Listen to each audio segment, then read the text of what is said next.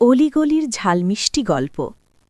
পুরান ঢাকার আকাশ ছোঁয়া পুরনো বাড়িগুলোর মাঝখানের সরু গলিটা যেন এক গোলকধাঁধা।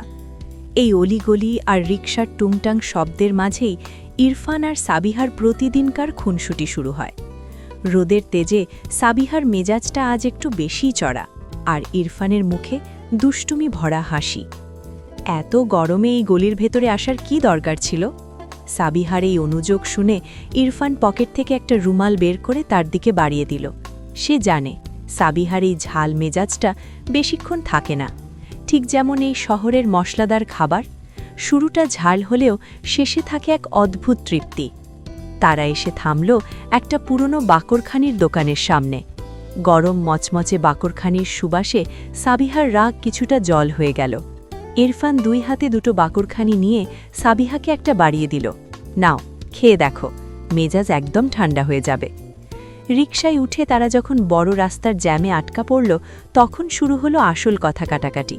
ইরফান বলছে রিকশায় চলাই ভালো, আর সাবিহার দাবি সে আজ হেঁটেই বাড়ি ফিরবে। রিকশাওয়ালা মামা কেবল মিটমিট করে হাসছেন তাদের এই মিষ্টি ঝগড়া দেখে।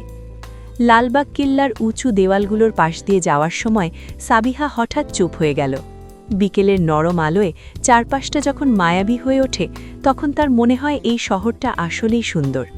ইরফান আর চোখে সাবিহার দিকে তাকিয়ে হাসল। সে জানত এই দৃশ্যটা সাবিহার কত প্রিয়। রাস্তার মোড়ে এক বৃদ্ধ বেলি ফুলের মালা বিক্রি করছিলেন। ইরফান রিকশা থামিয়ে এক ছড়া টাটকা বেলি ফুলের মালা সাবিহার হাতে দিল।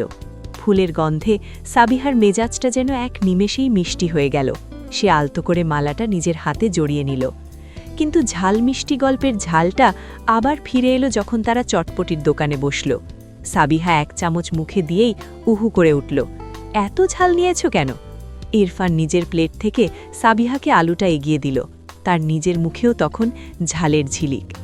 ঝাল কমাতে ইরফান দৌড়ে গিয়ে দুটো মালাই কুলফি নিয়ে এলো।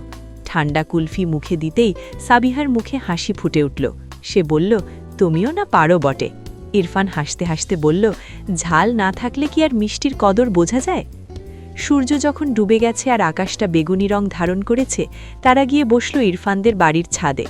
দূরে হাজারিবাগের মসজিদ থেকে আজানের সুর ভেসে আসছিল। এক ঝাঁক পায়রা উড়ে গেল মাথার ওপর দিয়ে। এখানে কোনো কোলাহল নেই, আছে শুধু এক অদ্ভুত শান্তি। পুরান ঢাকার এই জীবনটা ঠিক ইরফান আর সাবিহার ভালোবাসার মতো, কখনো অতিরিক্ত ঝাল, কখনো খুব